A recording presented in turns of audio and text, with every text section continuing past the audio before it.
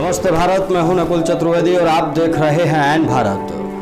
हाथरस की बच्ची को न्याय देने के लिए सरकारी मुआवजा 10 लाख से बढ़ाकर 25 लाख कर दिया गया है। इसके अलावा कहा जा रहा है कि परिवार को शहर में एक 4 कमरों का घर भी दिया जाएगा।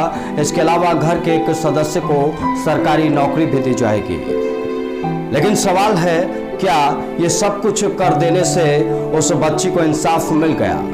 हालांकि ये सरकारी सिस्टम है और सरकारी सिस्टम का एक तरीका जो सालों से इस्तेमाल राजनीतिक पार्टियां करती आई हैं, ये वही तरीका हो सकता है। लेकिन आज आपकी बात में हम सवाल पूछेंगे उन तमाम बच्चियों के लिए इंसाफ की जिन बच्चियों को इंसाफ नहीं मिल पाता।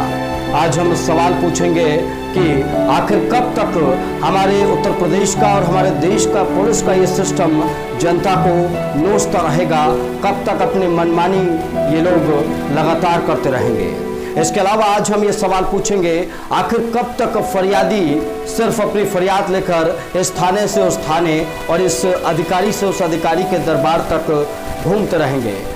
आज सवाल हम ये भी पूछेंगे कि जब तक कोई भी मामला मीडिया कवरेज नहीं देता, जब तक किसी भी मामले को मीडिया बड़े स्तर पर नहीं उठाता, तब तक ऐसे मामलों में कार्रवाई क्यों नहीं की जाती?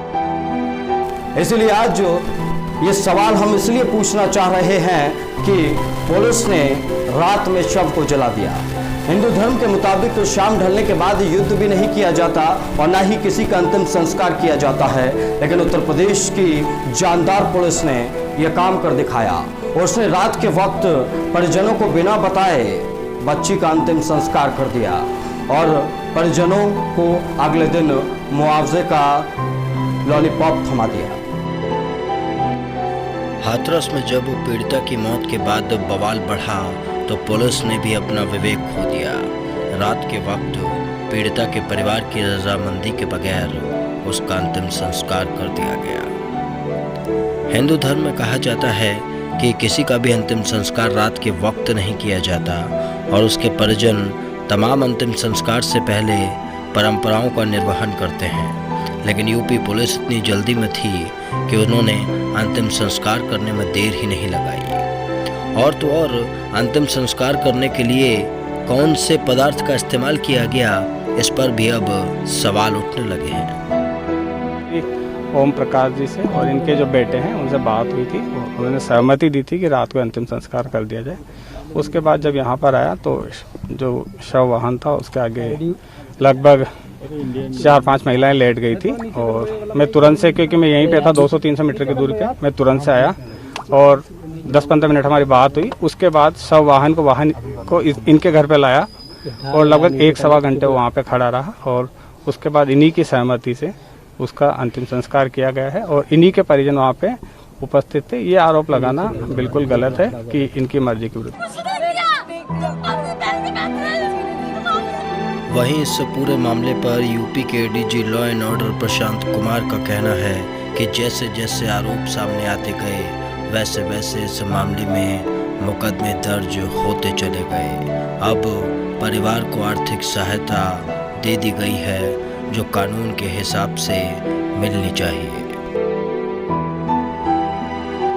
विभिन्न चरणों में जैसे जैसे आरोप आगे आते रहे और 22 तारीख को पहली बार पीड़िता ने अस्पताल में ट्रॉमा सेंटर में ये बताया कि उसके साथ गैंग रेप हुआ है, तो धाराएं परिवर्तित की गई और 4 अभियुक्त जो थे, चारों की गिरफ्तारी की गई और इसमें जो भी एक आर्थिक सहायता जो उनका एक हक है कानून के हिसाब से, वो भी उनको प्रदान किया गया।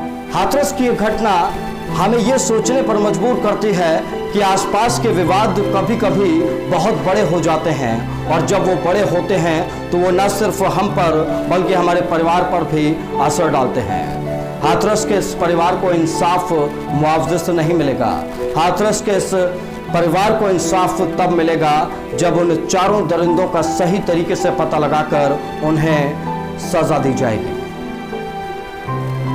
आज हम हक की बात के जरिए ये बात सभी को बता देना चाहते हैं और समझा देना चाहते हैं कि नेताओं के वादे हर बार होते रहेंगे, प्रशासन हर बार मुस्तैदी से काम करने की बातें करता रहेगा, लेकिन आपको अपना बचाव खुद करने की जरूरत है। अगर आप कोशिश करेंगे कि कभी किसी से वाद विवाद हुआ है और उस वाद विवाद को निपटा दिया जाए, उस वाद विवाद को ज़्यादा ना बढ़ाया जाए, तो मुझे लगता है बहुत सारे विवादों को खत्म किया जा सकेगा।